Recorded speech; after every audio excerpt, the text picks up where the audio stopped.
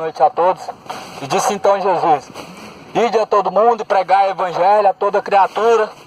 Quem crê em mim será salvo, mas quem não crê já está condenado. Marcos capítulo 16, versículo 15. Então Jesus ele deixou uma ordem. Ele ordenou então aos cristãos, à igreja dele, que então fosse pregado o evangelho. E o apóstolo Paulo, então ele escreve uma carta e começa a dizer: pregues o evangelho dentro de tempo e também fora de tempo. Dentro de tempo nós sabemos que é dentro da igreja, pois assim nós sabemos que é o jeito certo. E fora de tempo é agora, como está aqui acontecendo. Muitos de vós não estavam esperando, pois então agora está sendo cumprida a palavra de Deus, onde Jesus ele ordenou que fosse pregado o evangelho.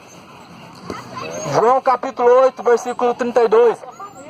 Conhecereis a verdade, e a verdade ela vos libertará. Verdade é Jesus, Ele é o caminho. Ele é a verdade a qual vos liberta de todo mau caminho. A verdade é que o reino dos céus, ele é chegado até a vós. O dia está perto. Está muito perto e mais perto que todos possam imaginar então. É o dia da vinda do Senhor Jesus Cristo. Esse dia se aproxima muito. Livro de Sofonias, capítulo 1.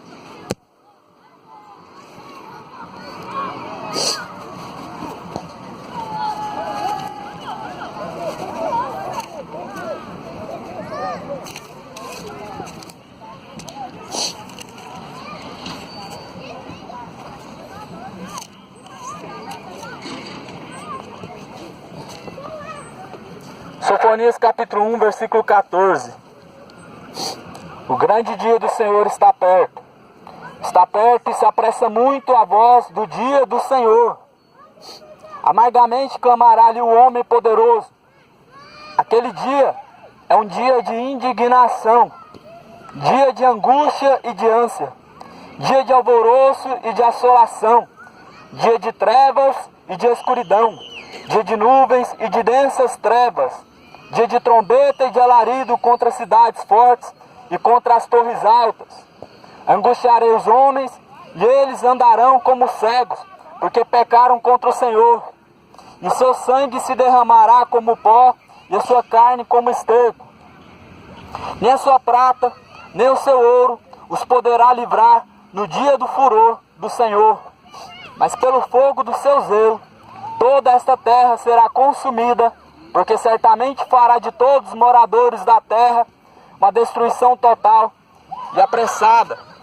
Então esse é o recado do nosso Senhor. O dia está perto, está muito perto. O dia do Senhor, o dia da vinda do Senhor Jesus se aproxima muito, pois não haverá outra geração após essa. Estamos vivendo os últimos dias antes da vinda de Cristo, pois o tempo o qual nós temos é breve. O tempo que nós temos então para consertar a vida diante de Deus é breve. E eu quero te fazer uma pergunta: o que é mais importante então na sua vida? Ter toda a riqueza desse mundo, ter uma vida abundante nessa terra, ou então ter a vida eterna? Sabemos nós que a vida neste mundo é passageira, tudo neste mundo passa, só não passa então as palavras do nosso Senhor. A nossa alma, ela é eterna. O nosso corpo um dia, ele voltará para onde ele veio, a matéria do pó da terra. Esse corpo ele vai voltar para a terra. E a nossa alma ela tem um destino. A nossa alma, ela nunca morrerá, porque ela é eterna. Por isso nós temos que preocupar em primeiro lugar é com a alma, é cuidar da alma, porque essa alma ela tem dois destinos, ou o céu ou então o inferno. Sabemos nós que o inferno ele é real e tem que ser falado, porque muitas almas agora, neste exato momento, nós estamos aqui sentados, estamos vivendo a vida do jeito que nós queremos, muitos comendo, muitos bebendo, em adultério, idolatrando, prostituindo, bebendo, se drogando, e muitas almas agora lá no inferno sendo queimadas, sendo atormentadas por demônios, rasgando essas almas e elas sendo queimadas. Mas por quê? Porque tiveram a oportunidade a qual vós tem aí agora. A mesma oportunidade que nós temos aqui agora, eles tiveram, só que eles não abraçaram essa oportunidade. Eles amaram mais as trevas do que a luz. Preferiram então permanecer na sua vida pecaminosa do que então buscar as coisas celestiais, o reino dos céus. Jesus ele diz: não acumulais para vós tesouros na terra, onde a traça e a ferrugem destrói, mas buscai tesouros nos céus, aonde ninguém pode te tomar, nem o ladrão, e nem a traça, nem a ferrugem pode destruir. Pois então, nós podemos ter uma vida abundante nessa terra, nós podemos ter uma vida cheia de fartura nessa terra, mas do que adianta?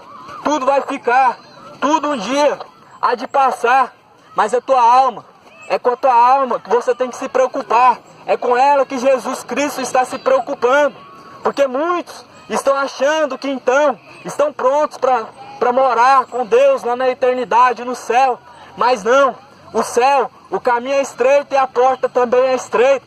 Jesus ele disse que aquele que não aborrecer a sua própria vida não é digno de ter a salvação da tua alma. Bem-aventurado aquele que então lava as suas vestiduras no sangue do Cordeiro, para que então tenha o direito à vida eterna.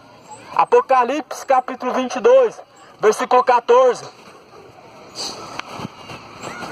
Jesus ele disse qual é o caminho. Ele disse que o caminho é estreito. E ele diz que são poucos que passam por esse caminho. São poucos que se salvam.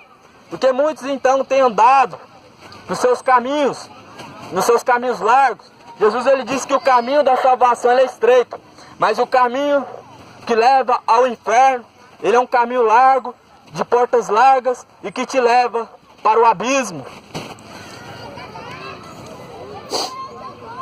Então aqui, como eu acabei de ler, versículo 18, Jesus ele disse, a palavra de Deus ela está nos dizendo, nem a sua prata e nem o seu ouro os poderá livrar no dia do furor do Senhor, mas somente o sangue de Jesus Cristo ele pode livrar. Naquele dia, aquele que tiver com a sua vida consertada diante de Deus, vai passar pela porta estreita, o caminho estreito. Não vai ter justificativa para aqueles que não se prepararam, porque Deus então, ele deu tempo suficiente para todos então buscarem em primeiro lugar o reino dos céus. Deus ele deu 2019 anos para que todos os povos pudessem então buscar a salvação da tua alma. Mas muitos então têm preferido mais então os prazeres deste mundo, o adultério, a idolatria, as feitiçarias, o amor ao dinheiro.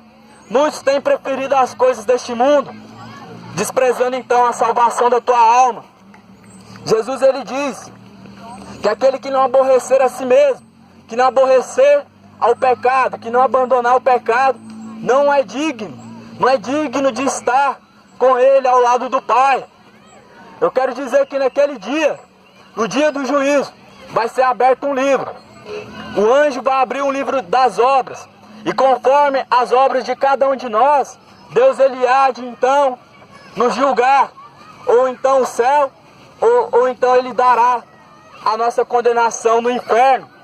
O livro será aberto. Naquele dia muitos vão tentar se justificar. Naquele dia muitos vão dizer: Senhor, mas eu curei em teu nome, eu estava indo para a igreja, eu fiz 1000 maravilhas em teu nome. Mas Jesus ele vai dizer: apartai-vos de mim, malditos do meu Pai, para o fogo eterno, porque eu não vos conheço. O que o Senhor ele quer é sinceridade do homem. Ele não quer que o homem então simplesmente entra na igreja, sai, ou então simplesmente fica clamando o nome de Deus. Não é o suficiente somente clamar a Deus, não é o suficiente somente conhecer a palavra de Deus, mas é necessário que o homem então se arrependa dos seus maus caminhos e comece a andar conforme a justiça de Deus, porque no céu não entra pecado. Jesus ele disse que no céu não entra pecado, somente aqueles que se arrependerem, que se lavar no sangue do Cordeiro, terão direito à árvore da vida eterna. Somente aqueles que se arrepender e consertar a sua vida, aquele que largar o adultério. 1 Coríntios, capítulo 6, versículo 9. A Bíblia está dizendo que aqueles que então adulteram, os que idolatram, a outros ídolos, estátuas de imagem, de escultura, que idolatram santos, aqueles que têm amor ao dinheiro. Ele diz que todos esses, os que mentem, os que então gostam de contenda. 1 Coríntios, capítulo 6, versículo 9. Ele diz que esses não herdarão o reino de Deus. Por isso é necessário, para herdar o reino dos céus, que o homem se arrependa. Que o homem então abandone a prática do pecado. Romanos capítulo 6. Porque o salário do pecado, ele é a morte. Mas o dom de Deus é a vida eterna. O dom de Deus é a vida eterna. Mas para ter essa vida eterna, nós temos que querer e temos que buscar ela de todo o nosso coração e de todo o nosso entendimento. Mas o que é o adultério? O apóstolo Paulo, ele escreve uma carta dizendo: o homem que se separar da sua mulher, que dê então a carta de divórcio e permaneça só. O apóstolo Paulo, o apóstolo de Jesus Cristo, ele escreveu essa carta em 1 Coríntios, onde ele diz que o homem que se separar, que dê a carta de divórcio e permaneça só. Passando disso, é adultério.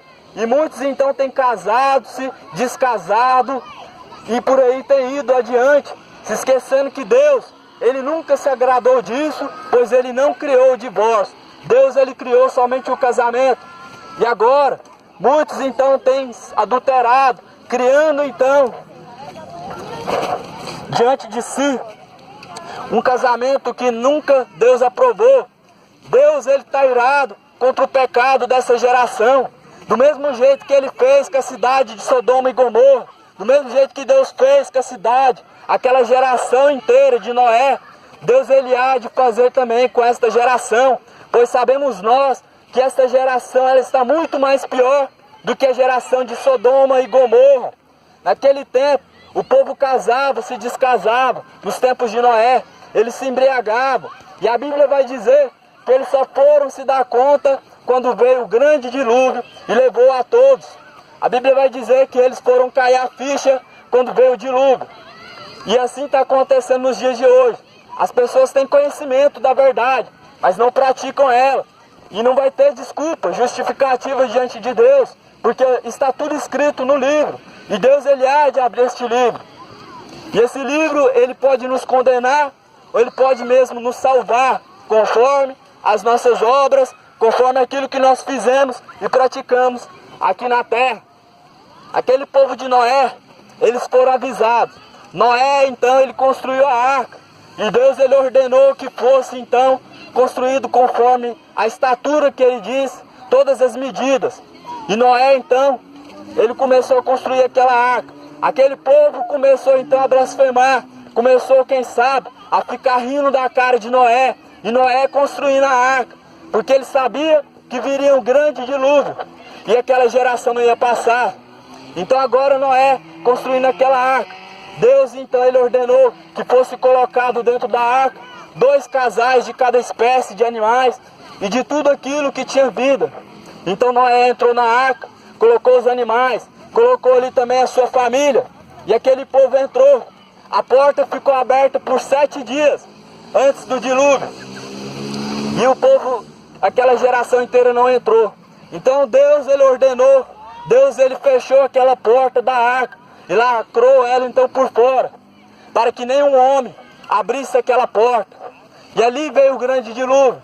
E todos aqueles que duvidaram, todos aqueles que então não fizeram a parte deles de crer naquelas palavras que foram anunciadas, o dilúvio levou a todos. E a Bíblia vai dizer que de uma geração inteira, somente 8 almas sobreviveram então ao grande dilúvio. E isso Deus deixou para o nosso exemplo.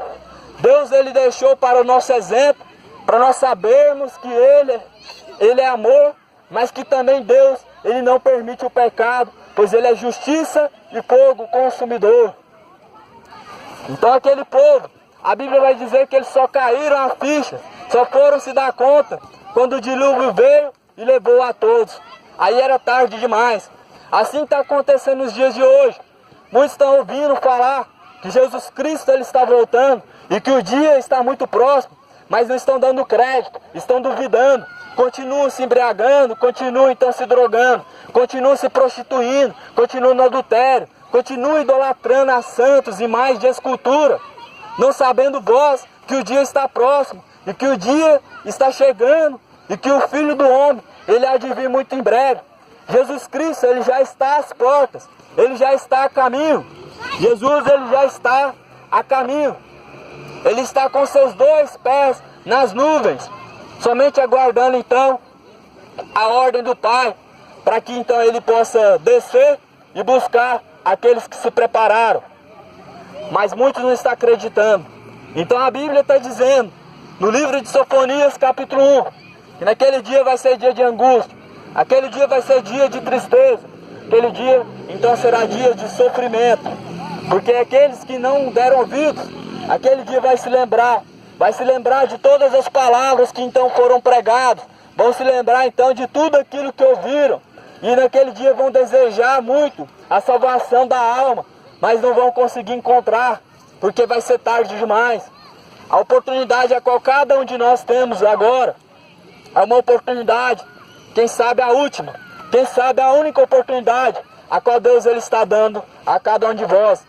Por isso busca o reino de Deus, enquanto se pode encontrar, busca a justiça de Deus e as demais coisas, ele então vos acrescentará, porque o reino dos céus é chegado até a vós, e Jesus Cristo é o único caminho, e ninguém chega até o Pai se não for através do Filho. Deus abençoe cada um em nome de Jesus.